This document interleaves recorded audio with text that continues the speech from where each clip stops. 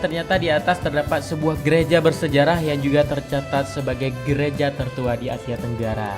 By the way nih, gereja ini dibangun tahun 1521 Masehi oleh Portugis dan sebagai tempat ibadah, tapi juga sempat dijadikan sebagai benteng pertahanan yang kemudian hancur saat diintervensi oleh Belanda pada tahun 1621 Masehi.